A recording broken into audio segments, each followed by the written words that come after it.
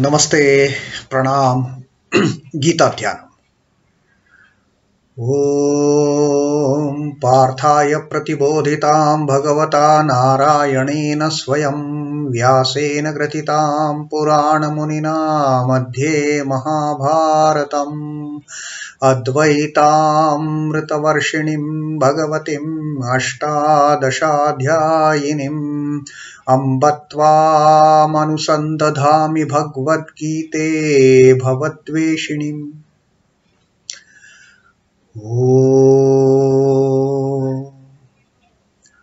Bhagavad Gita, with which Lord Narayana himself gave enlightenment to Arjuna. The ancient sage Vyasa included it in the Mahabharata. O Goddess, showerer of the nectar-like knowledge of non-dualism contained in your 18 chapters. O my affectionate mother, the destroyer of rebirth, I meditate upon thee. Krishna Vandana.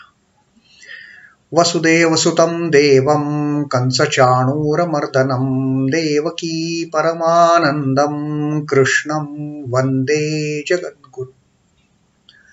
Son of Vasudeva, the slayer of Kansa and Chanur, extreme delight for Mother Devaki, O Lord Krishna, the supreme teacher of the universe, my salutations to you.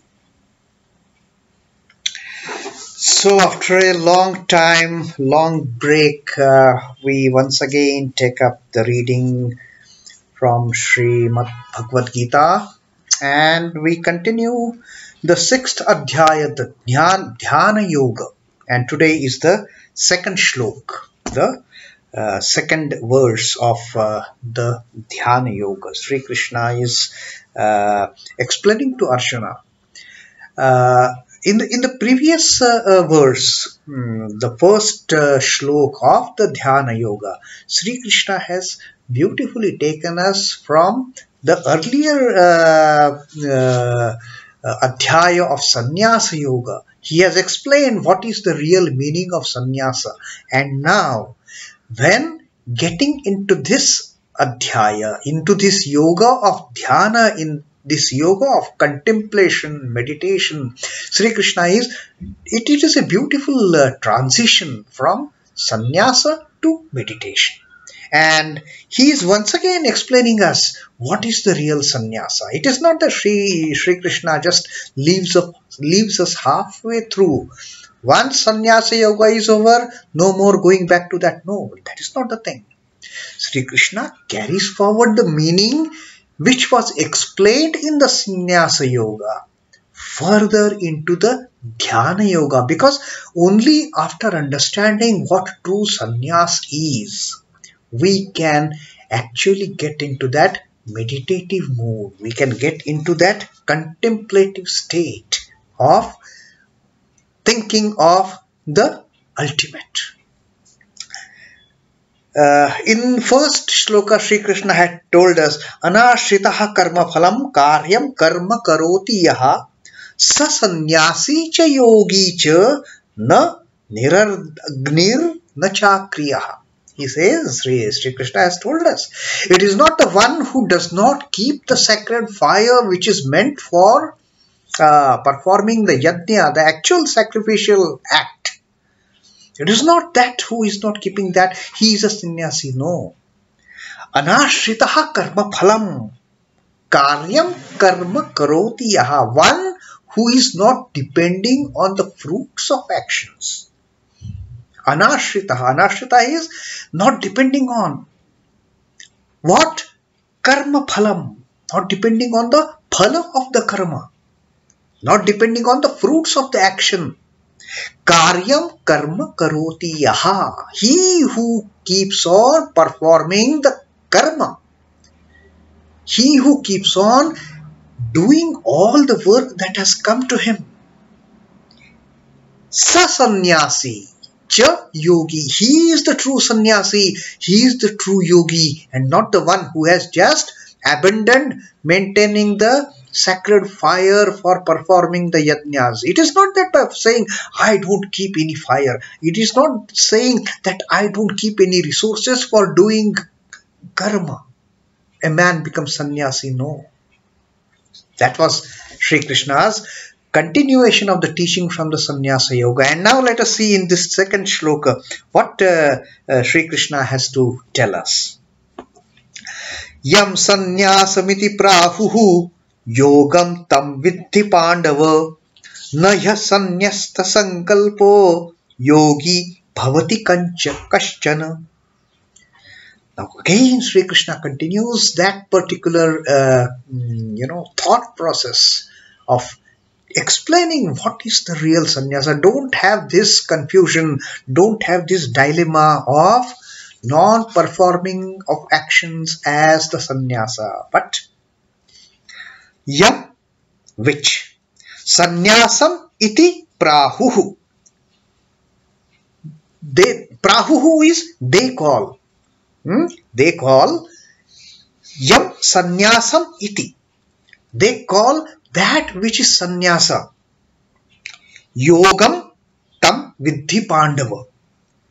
Know that for sure. Yogaṁ. Yogaṁ is that yoga. You know that yoga. Viddhi. Viddhi is know it. What they call as sannyasa. Oh Pandava. Now Sri Krishna here in this shloka is addressing Arjuna as Pandava. Because yes, he is one among those 5 brothers who is going to be a major instrument in this particular war. So he addresses him as Pandava. So, O Pandava, O Arjuna, know for sure that which they call renunciation. The learned ones, that which they call renunciation, know it for sure. Na hyasannyasta-saṅkalpo. Nahi, not verily. Asannyasta-saṅkalpa. Asannyasta-saṅkalpa is one who has not renounced thoughts. One who has not renounced the sankalpa. Sankalpa is we perform all the actions by certain motive. That is called as sankalpa. Not that who has given up the sankalpa. Yogi bhavati kaśhchana. That is, one who has not renounced the sankalpa, the thoughts, verily becomes the yogi. Know that as yoga, O Pandava, which is called sannyasa. None becomes a yogi without renouncing sankalpa. Without renouncing sankalpa, one has to renounce sankalpa, the motive of the action, which is leading us towards attachment to karma phala. What Sri Krishna told us in the first shloka of this Dhyana yoga, anashritaha karma phalam. When we can reach that stage of anashritaha karma phalam, of abandoning the fruit of action, when we don't have any sankalpa, hyasannyasta-saṅkalpo. That is, by abandoning the sankalpa, by abandoning the motive of performing any action, then we can reach that stage of anashritaha karma phalam. Then that person verily becomes a sannyasi, then that person verily becomes a yogi. That is the yoga, O Partha, O Arjuna, O Pandava, which is called as sannyasa. It is sankalpa to create a formative imagination in the mind about the fruits of action. Now just think about it. Whichever action we do, whichever work we do, all the work is premeditated. We think of something as the ultimate course of fruit of that action, and keeping that as the motive, keeping that as the objective, we start performing karma. Now Sri Krishna says, a real yogi, he doesn't have sankalpa as his, the initiator of any action. There is no sankalpa. There is no predetermined objective that I have to get this, so I am doing this. No. The idea here is, I am an instrument.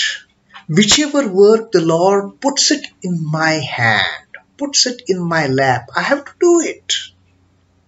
So whichever work comes to me, I am doing that work as the Lord wills. When we start performing actions with this attitude, we get rid of that habit of ours of getting a sankalpa and then start doing the action.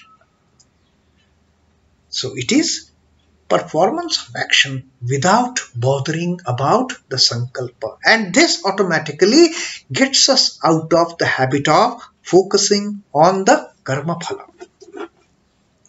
Sankalpa is the selfish motive behind an action. Yes.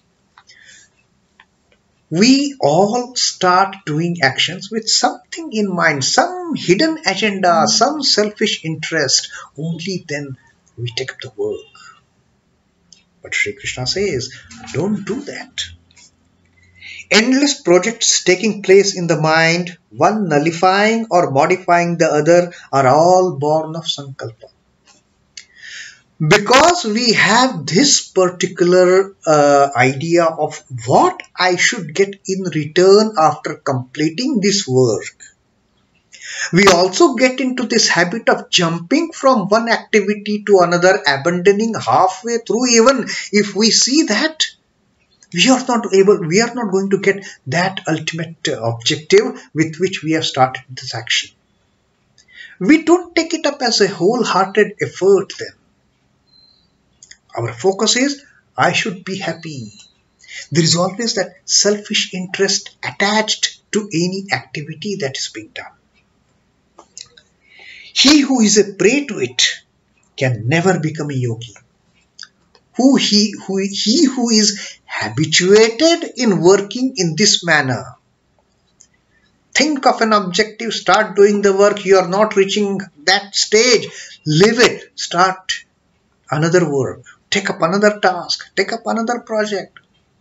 He is not suited to become a yogi in that case. Sannyasa is the renunciation of the sankalpa. Sannyasa is the renunciation of the karma phala, ashritya, dependence on the fruit of action that is binding us, and getting rid of that dependence of the fruit of action is sannyasa. Getting rid of the sankalpa of performing any action, getting rid of getting that motive to do any action, that is sannyasa. He who succeeds in renouncing this sankalpa qualifies himself for the practice of yoga. Don't wage the war with the objective of fighting it. Wage the war. I have to fight. Yes, the objective is there to eliminate the evil, to eliminate the wickedness. But if we have only that as the objective, we may not be able to perform the work. Rather, perform the work. The Lord has given me this opportunity to eliminate the evil from this world. The Lord has given this opportunity to me to be used as His instrument in getting this project done. Yes. Then there won't be any ashritya to karma phala. There won't be any dependence on the fruit of action. There won't be any sankalpa behind it. Then that becomes the real sannyasa. Strength of mind is his who practices yoga. And what happens to such a person? Such a person who in fact starts working as an instrument in the hands of the Lord. He becomes so strong in getting that work done that he becomes eligible to reach that stage of becoming a yogi, to reach that stage of becoming a sannyasi, in spite of intensely getting involved in performing that work. This is how sankalpa sannyasa and the karma yoga, they get identical. That is the unison. That is the yoga of the Sankalpa sannyasa and performing the karma yoga. That is the real yoga of anashritya karma phalam. Non-dependence on the fruit of action through renouncing the sankalpa of performing any action. So that is what Sri Krishna teaches us in this second shloka of the Bhagavad Gita, Srimad Bhagavad Gita, the 6th adhyaya, the Dhyana yoga.